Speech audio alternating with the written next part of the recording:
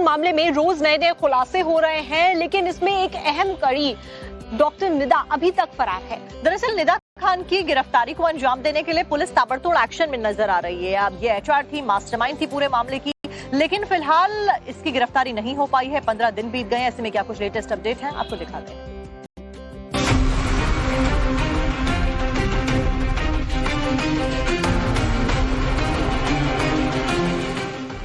TCS के धर्मांतरण racket की लेडी कैप्टन यानी निदा खान अब तक फरार है।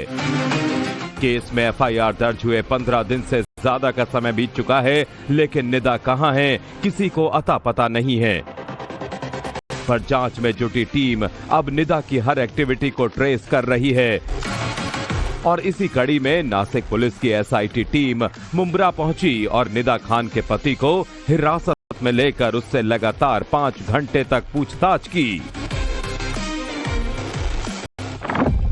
पुलिस पूछताछ में निदा के पति ने दावा किया कि निदा किसी रिश्तेदार के घर गई है। वो दोनों बीते 2 महीनों से ठाणे के मुंब्रा इलाके में रह रहे थे, लेकिन 2 दिन पहले निदा ठाणे से नासिक के लिए रवाना हो गई। निदा के पति ने पुलिस टीम को बताया कि निदा को लेने के लिए उसी की एक रिश्तेदार आई थी।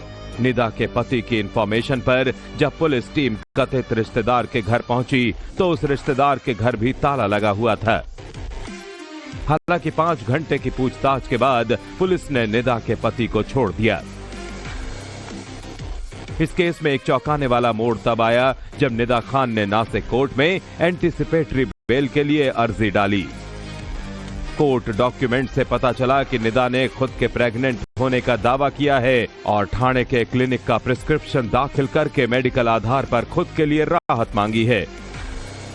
जबकि निदा के वकील का कहना है कि उसकी क्लाइंट पर धर्मांतरण जैसे कोई आरोप है ही नहीं।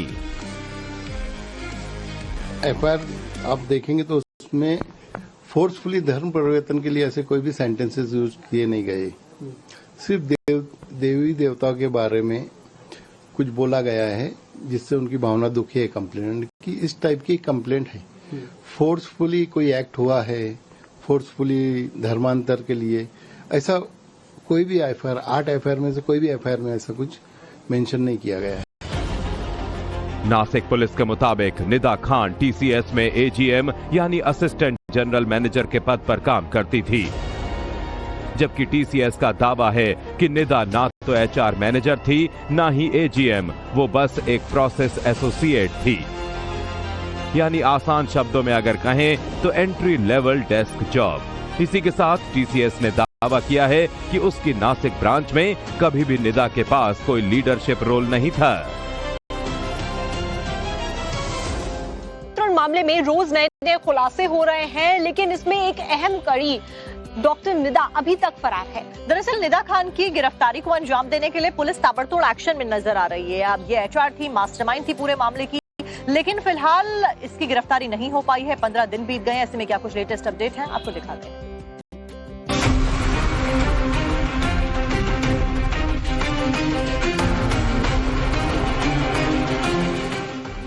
टीसीएस के धर्मांतरण रैकेट की लेडी कैप्टन यानी निदा खान अब तक फरार है। केस में एफआईआर दर्ज हुए 15 दिन से ज्यादा का समय बीत चुका है, लेकिन निदा कहां है किसी को अता पता नहीं है।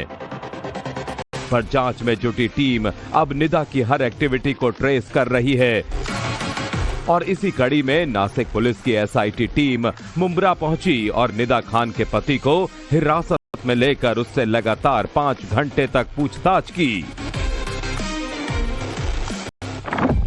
पुलिस पूछताछ में निदा के पति ने दावा किया कि निदा किसी रिश्तेदार के घर गई है। वो दोनों बीते 2 महीनों से ठाणे के मुंब्रा इलाके में रह रहे थे, लेकिन 2 दिन पहले निदा ठाणे से नासिक के लिए रवाना हो गई। निदा के पति ने पुलिस टीम को बताया कि निदा को लेने के लिए उसी की एक रिश्तेदार आई थी। निदा के पति की इंफॉर्मेशन पर जब पुलिस टीम कथित रिश्तेदार के घर पहुंची तो उस रिश्तेदार के घर भी ताला लगा हुआ था। हालांकि 5 घंटे की पूछताछ के बाद पुलिस ने निदा के पति को छोड़ दिया। इस केस में एक चौंकाने वाला मोड़ तब आया जब निदा खान ने नासिक कोर्ट में एंटीसिपेटरी बेल के लिए अर्जी डाली।